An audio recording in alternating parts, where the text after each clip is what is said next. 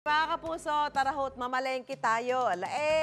Susugod tayo sa Lobo, Batangas para sa UH Palengke Raid, Mateo. Oo, dito Susan, kung saan Magmatangas ka, puntong Batangas. Dali. Hindi ko alam eh. Yung kasama ko si Apple, Manang Apple, taga Batangas. Tita Susan, ito, dito sa script. Susan, kung nakaraan din. Tita Susan, kung nakaraan po, dambuhalang isda ang ating hinahanap doon sa Palengke Raid natin. Ngayon namang araw, mga kakaibang kakanin at mga masasarap na ulam ang mabibili raw sa Lobo Public Market. Wow, totoo naman yan dahil Yes, napakalinis ng Lobo. Opo, at yung mga kaibigan doon sa kabilang market, magandang umaga po sa inyo. Sa kabilang market. Pero Chef JR, Shaira, patikim naman dyan sa namimili nyo. Nako, malinis ang dagat dyan pati. Kaya talaga maraming mga mabibili. Hi, brother! Oh. Hi! Ayan. Hello, everybody! Ma'am Susan, Brother Mateo. Hi, Mami Sue and Mateo G! Yun nga, kanina pa nilang sinasabi ang Batangas. Talaga naman, kung usapang Batangas, Shaira, hindi magpapahuli dyan. Etong matapang. Sa tapang nito, kaya kang ipaglaban nito. Kaya napampagising yung ating kapeng barako. Oo nga, naku, ang bango-bango. Lalo yung mga coffee lover, perfecto. Pero usapang produkto ng Batangas na Chef, wala nga dito sa butche ko. Kakaibang butche ng Batangas po. Naku, kita nyo naman, kahit anong tapang mo pa, ipalalambutin ang puso mo at yung tiyan mo ng aking butche. Grabe, itsura pa lang, Shaira. Diba, talaga Chef? Namang interesting yung mga ating nakikita dito sa Lobo Public Market. Oh, yes. At sige nga, Shaira, tara na, umpisahan na natin ang ating alika, Chef. UH Palengke Raid! Alam mo, Chef, kanina may nakita na nga ako nitong butche nila at na-curious ako, kakaiba nga. Iba yung itsura nga. At ito, ayan. Oo, unique yung pagkakaitsura nung... Yung pagkakahulma, Hulma niya eh. Ito, mga kapuso Hi, Shaira, Nanay! ito nakita natin si Ma'am Henya. Nanay! Ano po, kamusta po? Ano po bang kakaiba dito sa butche ninyo? Yung sa iba, kamuting baging. Kamuting... Baging. Yung iba, Baging. Yung So, iba, kamuting... yung ganyan po ang baging. Ito yung baging. Okay. Ito po, Opo. okay. Yung iba, kamuting kahoy. Kahoy. Tapos yung iba, Kasaba. ang pambalot nila, malagkit. Ito, harina. Okay. Okay. Kakaibang kakanin to siya. Opo, alam niyo po, Nanay, Chef, yung butche kasi na alam ko, yung bilog. Binugo, yung may tapos sesame seeds. Sesame seeds may, tapos munggo. Munggo, yes. Yung palaman sa loob, oo. Kaya ito, nagulat ako na may ganito palang klase butche at dito lang sa Lubo. Public market po, dito sa Batangas po natin mabibili. So, paano po ba ginagawa yan, Chef? Chef, sige nga, paano ba yan? Nahihenya, turuan nyo nga kami ni Shaira kasi first time lang din namin ma-encounter ito, Shaira. Oo, Ako first time ko lang ito makita. Nay, ano po yung una ninyong ginagawa? Yung tiyatalupan, tapos ilalaga. Tapos ito na yon. Ito po yun, itas ginaganyan din. So yung Binibilog kamote nga natin. Okay. So pag nalaga na po yung kamote, Nay, ano po yung next step natin? Pwedeng gadgad, pwedeng ganito, yung... Kapaluin po ho. Oh my God! Halata ko lang alam sa kusina. Halata. Akala ko yung panlaba. Sorry. Okay. Okay, pandikdik. Pandikdik. So didikdikin ni Nanay Henya. Ayun pala yun. Pwede naman yung gargar. Pwede rin po. Yung Pwede pong patry, grater. Nanay? Sige nga, Shy. Ay, malambot na kasi nga nalaga na siya. So, hindi Okay. po siya ipapaluin. Ito yung pandikdik sa kanila. Wala pong kasalanan yung kamote, Shaira. Sorry. Chef, yung kamay mo, madikdik po. Okay. Baka yung kamay ko mapalo. Ayan, tapos po, kailangan po gano'ng kapino po. Maano pa, sariyan, yung Mas durog pa po. Mas durog pa po. Ayan, tulungan na natin si Shaira, ha? Okay, oo. Nanay, magkano nyo po binibenta yung mga ganyan, yung isang piraso po? 10 pesos. 10 10 pesos, Tapos ha? sa ubos po. Nakakailan kayo na sa isang araw po? Pagka yung araw ng palengke, 200 pieces. 200 Wow, pieces. 200 pieces. Grabe, araw-araw yan. Pag araw po ng palengke. Yung pagka linggo, 100, pagka yung alangang araw, 100 lang. Tapos, Nay, Ito, lalagay lang po natin yung ating asukal, ano?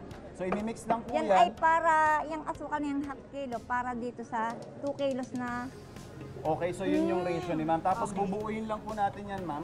na ganyan. Okay. Wala akong gloves, ikaw na lang, chef. Sige, ako Babalutin. nang hawak kasi. Ano pong gagawin? Babalutin na po yan. Babalutin dito na, lang din okay. ginagawa. Malinis naman yan. Okay.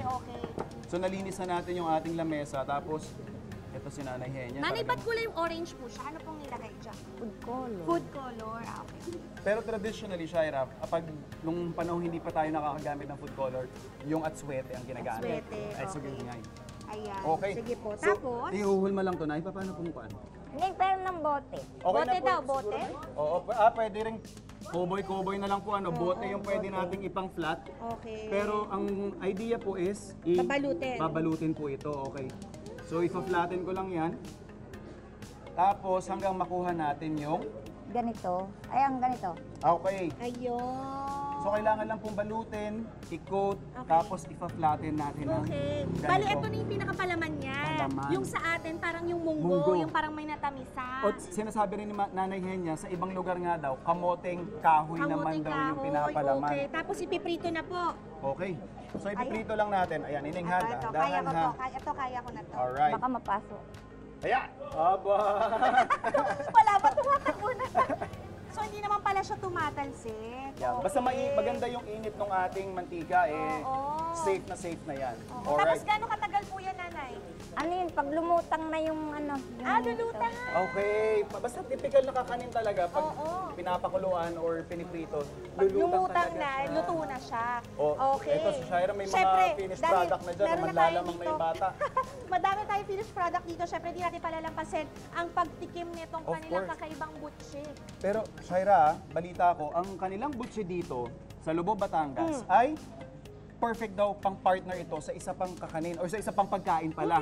Which Which is is? yung kanilang pansit luglog. Luglog. Nay, pwede Meron po po bang... bang pansin? Uy, masarap na siya pa. Masarap. Ay, grabe, oo nga. Matamis-tamis siya sa loob. Pero parang less guilt kasi di ba ano naman siya? Kamote Kamote naman. kahoy. Oo, kamote. Ay, Masarap pa rin. I mean, actually kahit kamote yung loob niya, parang pag kumakain ka parang butsit pa rin butchi natin. pa rin talaga eh. Oo eh. Pero, Ang ito po. dali lang pala niya gawin. Ito, Shaira, oh. Ayan pala yung pansit luglog. May sabaw? May sabaw. Kakaiba rin guys. May sabaw yung pansit luglog. Tapos yung pansit nila, Miki, tapos may bihon. Tapos may ano pong kanya dito? Ano pong nilalagay? Nainag. Hipon. Hibi daw ang kanilang pampalasa. Naipa-order pa nga po ako nito. Guys, masarap. Sabi ni nanay, perfect daw yan. Partner talaga yan. Partner po talaga Ay, sila ang ng sarap nga. butchi. Oo. Naku guys, alam mo ang perfect talaga itong food trip natin dito ha. Sa Lubao Public Market. Pero hindi lang yan dahil mamaya naghahanap pa rin tayo mga kakaiba nilang pagkain dito, di ba, Chef? Dapat. Marami, syempre. Oo. At syempre, yung ating papremyo, mamimigay tayo ng papremyo sa ating mga kapuso natin dito. Taray! Oh, di ba? Ito, masarap na food trip. Meron pa tayong papremyo. Oh Aba, yes, aba, ang aba. sarap nito, Chef. Solid to mga Oo. kapuso ha. Okay. O ayan mga kapuso ha. Meron na tayong food trip dito. Pero syempre hindi pa tapos dyan yung ating adventure. Mainit! Mainit talaga, pero O, sige. masarap. Habang pinalalamig ni Shaira yan, mga kapuso. Shaira, mamaya, tuloy-tuloy nga yung ating adventure dito lang sa inyong pambansang morning show kung saan laging una ka. Unang hirit! Kain po tayo mga kapuso! Ang sarap po, pero mainit, pero masarap. Sa sobrang sarap, ayaw niyang tigilan. Tuloy na natin ang ating pamamalengke ngayong Lunes. Mukhang ang sarap ng mga napamili kanina na Chef JR at Shaira na butche. Naku, please, mag-uwi kayo. We Butche? want to try. Butche din yung ginawa nila kanina. Wow. Ano pa ba ang pwede mabili dyan? Hi! Bro, tinan mo. Hey guys! Hello, hello! Ate Suzy, Mateo, Anjo, nainggit naman ako sa kiddie time nyo. Diba? Pero mas mainggit kayo kasi pagkain nyo sa amin, mabubusog Yes kami. po. Yeng, Di ba, yeng, Chef? yeng, yeng, yes. And dahil nga dyan, Shaira, tuloy-tuloy nga yung ating UH Palengke Raid. Oo, at kanina nga, di ba, natikman na natin at nahanap na nga natin itong kilala ni, kinikilala ditong butche Oo. nila. No? Dahil kakaiba.